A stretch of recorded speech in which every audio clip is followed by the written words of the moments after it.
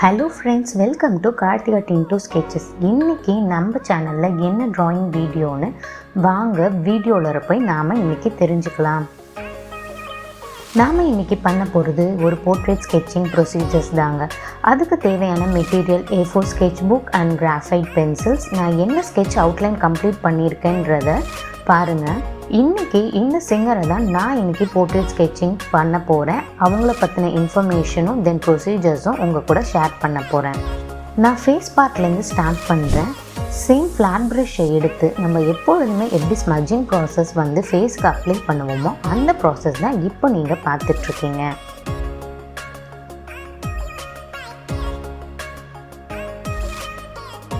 இவங்க யாருன்னு பார்த்தீங்கன்னா பில்லி ஐலிஷ், அமெரிக்கன் சிங்கர். இவங்களை பற்றின இன்ஃபர்மேஷனும் தான் இந்த ஸ்கெட்சிங் ப்ராசஸ் பண்ணுறப்பவே உங்கள் கூட இன்றைக்கி நான் ஷேர் பண்ண போகிறேன். நெக்ஸ்ட்டு நான் ஃபோர்ஹெட் ப்ராசஸ் முடித்தோன்னே ஐப்ரோ ப்ராசஸ் பண்ணுறேன். 2B கிரேடால் தான் நான் லைட்டாக அப்ளை பண்ணிகிட்ருக்கேன், சிங்கிள் ஸ்ட்ரோக்ஸாக லைன். அதுக்கப்புறம் ஒரிஜினல் இமேஜை நம்ம கம்பேர் பண்ணி எந்த அளவுக்கு டார்க்னஸ் கொடுக்கலான்றதை நாம் பார்க்கலாம். இப்போது பில்லி ஐலிஷ் பற்றி உங்ககிட்ட அவங்கள பற்றின இன்ஃபர்மேஷன் பற்றி ஷேர் பண்ண போகிறேன். இவங்க பிறந்தது பார்த்திங்கன்னா December 18, 2001 லாஸ் ஏஞ்சல்ஸ், கலிஃபோர்னியாவில் இவங்க பிறந்திருக்காங்க. இவங்க அமெரிக்கன் சிங்கர் ப்ளஸ் சாங் ரைட்டர்னு சொல்லலாம். இவங்க ஃபஸ்ட்டு ரெகக்னைசேஷன் ஆனது பார்த்திங்கன்னா 2015 அவங்க ஓஷன் ஐஸ்ன்ற சாங் மூலமா ரொம்பவே பாப்புலர் ஆனாங்க. அதுக்கான அவார்டும் அவங்க 2020 அவங்க ஏர்ன் பண்ணாங்க. அதோட ரெகக்னைசேஷன் ரொம்பவே பாப்புலராக இருந்துச்சுன்னு சொல்லலாம். இவங்க தான் ரொம்பவே யங்கஸ்ட் பர்சன்னு சொல்லலாம். இந்த அளவுக்கு அவங்க பாப் சிங்கிங்கில் ஹை லெவலில் அச்சீவ் பண்ணியிருக்கிறாங்க இந்த சின்ன வயசுலேயே. அவங்க பார்த்தீங்கன்னா கிராமி அவார்டுன்றது ரொம்பவே பெரிய அவார்ட். அது ஆல்பம் ஆஃப் த இயர்னு சொல்லி அவங்களோட சாங் ஆல்பம்க்கு யங்கஸ்ட் பர்சன் அவார்டும் வாங்கியிருக்காங்க. அவங்க சின்ன வயசில் பார்த்திங்கன்னா நிறைய கோரஸ் சிங்கிங் அதில் எல்லாமே நிறைய பார்ட்டிசிபேட் பண்ணி நிறைய கோரஸ் சிங்கிங்லலாம் அவங்களுக்கு இன்ட்ரெஸ்ட் இருந்திருக்கு. இப்போ ட்ராயிங் ப்ராசஸில் நான் 2B கிரேட் முடித்ததுக்கு அப்புறமேட்டு இன்னும் கொஞ்சம் டார்க் பண்ணலான்னு சொல்லி நான் இன்னொரு ஷேட் எடுத்து நான் டார்க் பண்ணுறேன். பாருங்கள், அதுக்கும் இதுக்கும் டிஃப்ரென்ஸு இன்னும் கொஞ்சம் டார்க்காகி நமக்கு கிடச்சிருக்கு.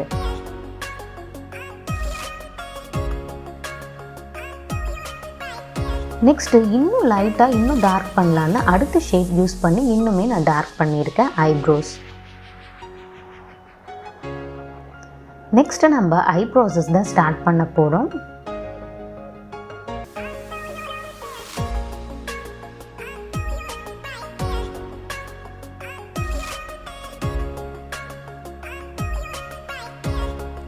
நம்ம இனிஷியலாகவே லைட் ஷேட்லேயே பண்ணிக்கலாம். அதுக்கப்புறம் ஒரிஜினல் இமேஜை கம்பேர் பண்ணி நம்ம ஷேடிங் கொடுக்குறப்ப நமக்கு எக்ஸாக்டாக அதே மாதிரி நமக்கு கிடைக்கும். ரியலிஸ்டிக்காகவும் நம்ம இன்னமும் எக்ஸாக்டாக கொண்டு வரத்துக்கும் நமக்கு ஹெல்ப் பண்ணும்.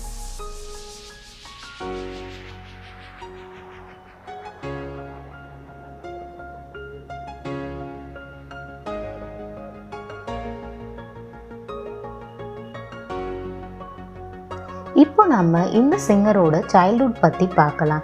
இவங்க சைல்ட்ஹுட்லேயே முன்னாடியே சொன்ன மாதிரி நிறைய கோரஸ் சிங்கிங்லாம் பாடியிருக்காங்க. அதுவும் இல்லாமல் இவங்க நிறைய விஷயங்கள் லாஸ் ஏஞ்சல்ஸில் இருக்கிறப்ப எக்ஸ்பெரிமெண்ட்டும் சின்ன வயசுலேருந்தே பண்ணிகிட்ருக்காங்க.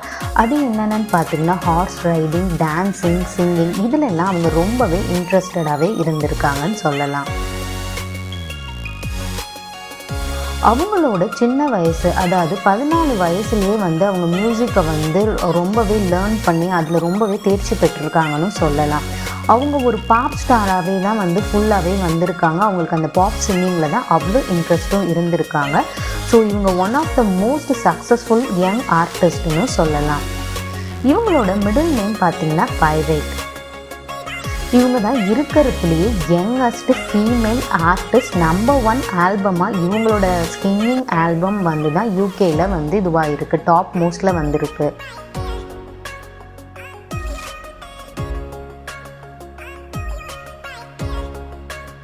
இந்த சிங்கிங் இன்ட்ரெஸ்ட் பார்த்திங்கன்னா இவங்க ஃபேமிலியில் எல்லாருக்குமே இருந்திருக்குன்னு கூட சொல்லலாம்.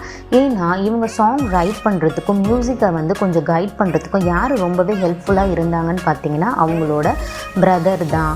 அதே மாதிரி இவங்க பாப் சிங்கிங்கில் ரொம்பவே இன்ட்ரெஸ்டடாக இருந்திருக்காங்க. இவங்க ஒரு பிக் பைபர் ஃபேன்னு சொல்லலாம். அந்த அளவுக்கு இவங்களுக்கு பாப் சிங்கிங்கில் அவ்வளோ இன்ட்ரெஸ்டடாக இருந்திருக்காங்க இந்த சின்ன வயசுலேயே.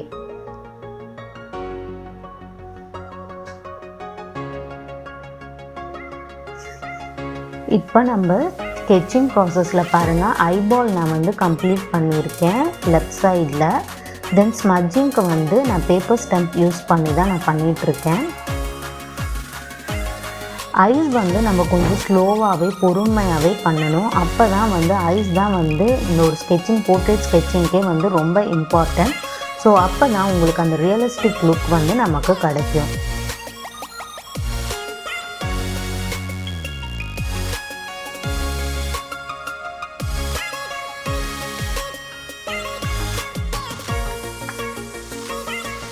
பெல்லி எலிஷோட ட்ரெஸ்ஸிங் சென்ஸ் பற்றி பேசணுங்க.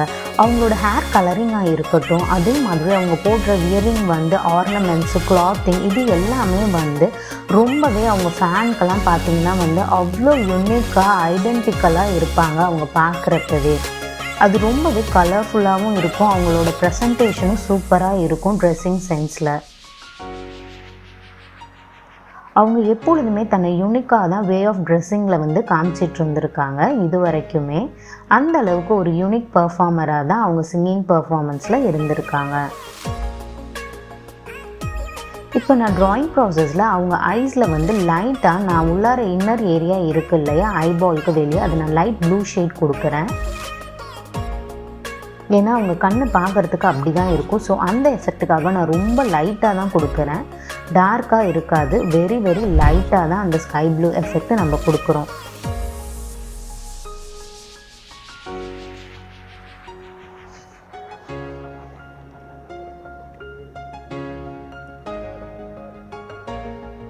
இப்போ நம்ம ஐஸ் பார்ட் கம்ப்ளீட் பண்ணிவிட்டு நோஸ் பார்ட்டுக்கு வந்திருக்கோம்.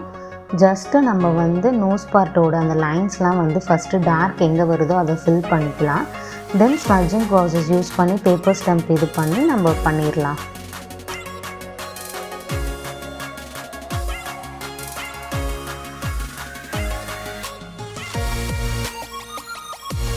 லைட் ஷேட் தான், ஒரு சிங்கிள் ஸ்ட்ரோக் மாதிரி தான் அந்த லைன்ஸ்லாம் நான் கொடுக்குறேன்.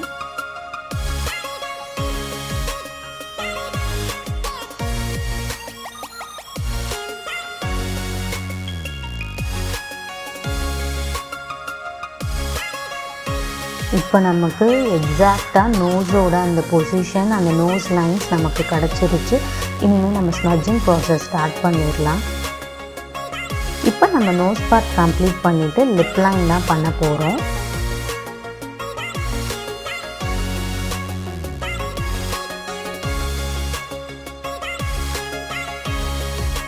சேம் நான் முன்னாடியே சொன்ன மாதிரி லைட் ஷேடை வந்து நம்ம கொடுத்துக்கலாம். அதுக்கப்புறமேட்டு நம்ம எக்ஸாக்டான ஷேடிங் நம்ம ஸ்மட்ஜிங் ப்ராசஸில் கொண்டு வந்துக்கலாம்.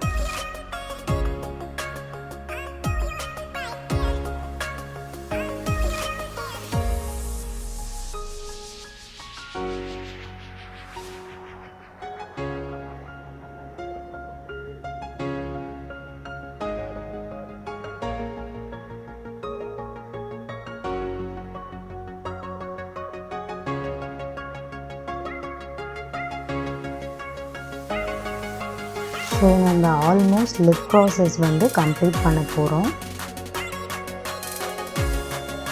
நம்ம ஃபேஸோட லுக் வந்து பாதி கொண்டு வந்தாச்சு. நான் லிப்புக்கு ஹைலைட் பண்ணுறதுக்காக பென்சில் எரேசர் யூஸ் பண்ணி எங்கே வேணுமோ அதை நான் வந்து ஹைலைட் பண்ணிக்கிறேன்.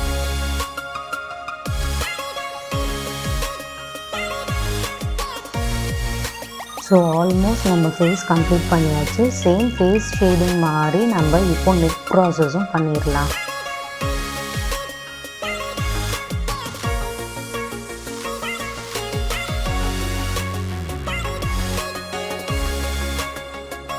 நெக்கில் பார்த்திங்கன்னா அவங்க ஒரு சில்வர் ஆர்னமெண்ட் போட்டிருந்த மாதிரி இருந்துச்சு. ஸோ நான் எனக்கு வந்து கொஞ்சம் சேஞ்ச் பண்ணி நான் அதே சில்வர் ஆர்னமெண்ட் நானும் லைட்டாக என்னோடய டிசைனிங்க்கு நான் ஸ்கெட்ச் பண்ணியிருக்கேன். அதே மாதிரி உங்களுக்கு என்ன டிசைன் வேணுமோ நீங்கள் அது மாதிரி ஸ்கெட்ச் பண்ணிக்கலாம். நான் ஜஸ்ட் 8B பென்சில் யூஸ் பண்ணி நான் டார்க் லைன் கொடுத்து ஸ்மஜிங் மட்டும் அந்த ஆர்னமெண்ட்ஸ் கொடுத்துருக்கேன். நெக்ஸ்ட்டு நம்ம இப்போ ஹேர் லைன் தான் பண்ண போகிறோம். நான் ஆல்ரெடி சொன்ன மாதிரி இவங்களோட ட்ரெஸ்ஸிங் சென்ஸ் ரொம்பவே டிஃப்ரெண்ட்டாக இருக்கும் இல்லையா? அதே மாதிரி இவங்களோட ஹேர் கலரிங் பார்த்திங்கன்னா ஒரு மாதிரி க்ரீன் ஷேடில் தான் இருக்கும் மோஸ்ட்லி. தென் ஆஷ் ஷேட் யூஸ் பண்ணியிருப்பாங்க. ஸோ அவங்க பார்க்கவே ரொம்ப யூனிக்காக ஐடென்டிக்கலாகவே இருப்பாங்க. நான் இந்த இதில் அவங்க ஹேர் கலரிங் க்ரீன் பேஸில் உள்ளது எடுத்துருக்கிறதுனால நான் green colour shade hair colouring கொடுக்க போகிறேன்.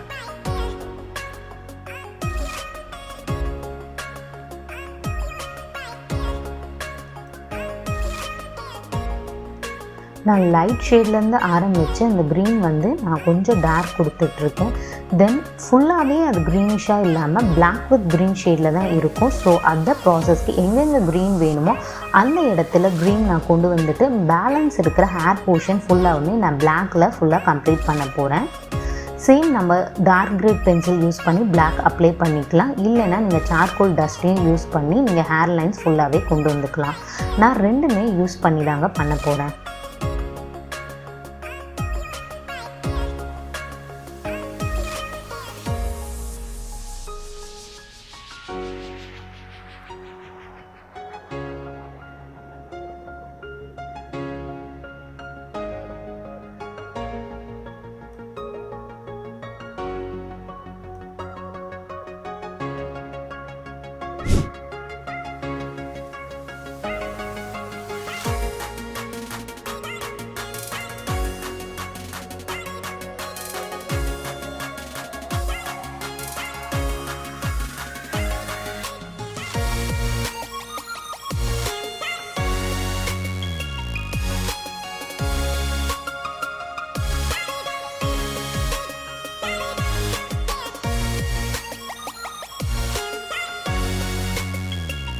நாம் இப்போது ஆல்மோஸ்ட் இந்த ஹேர் ப்ளூ ஃபுல்லாகவே முடிக்க போகிறோம். தென் நமக்கு ரிமைனிங் இருக்கிற பார்ட் பார்த்திங்கன்னா அவங்களோட அந்த வாக்மேன் தென் அவங்களுடைய கிளாத்திங் மட்டும்தான் நம்ம ஸ்கெட்ச் பண்ணுறதுக்கு பேலன்ஸ் இருக்குது. இந்த ஹேர் லைன்ஸ் கம்ப்ளீட் பண்ணிவிட்டு நெக்ஸ்ட் ப்ராசஸாக நம்ம அந்த இது தான் பண்ண போகிறோம். எங்கெங்கே டார்க் வேணுமோ அந்தந்த இடத்துல நம்ம ஃபைனலாக கூட ஹேர் லைன் நம்ம இன்னமும் டச் பண்ணிக்கலாம் ஒரிஜினல் இமேஜை பார்த்துட்டு.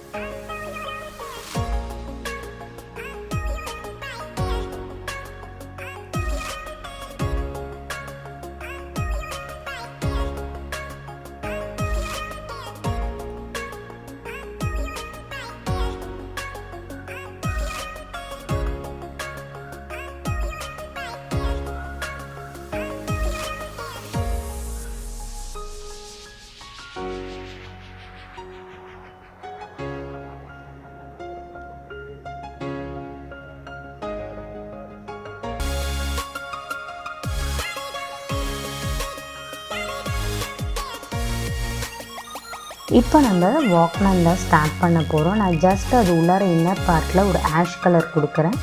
தென் அவுட்லைனாக அந்த வாக்மேன் ஃபுல்லாகவே அவுட்டர் லேயராக ஒரு லைன் வந்து சேம் அதே ஆஷ் கலரில் நான் ஃபுல்லாகவே அப்ளை பண்ணுறேன். ஆக்சுவலாக இது ஒரு ஒயிட் கலரில் வாக்மேன் இருந்தது. ஸோ நானும் ஒயிட் கலர் எஃபெக்ட் தான் கொடுக்க போகிறேன். அந்த இன்னர் லைன்ஸ்லாம் மட்டும் ஆஷ் வித் பிளாக் மாதிரி எஃபெக்டில் இருக்கும். ஸோ அதை நான் ஃபைனலாக அந்த எஃபெக்ட்டுக்கு கொண்டு வந்துடுவேன். நான் ஒயிட் மார்க்கர் யூஸ் பண்ணி இப்போ ஒயிட் பார்ட் ஃபுல்லாகவே கம்ப்ளீட் பண்ண போகிறேன்.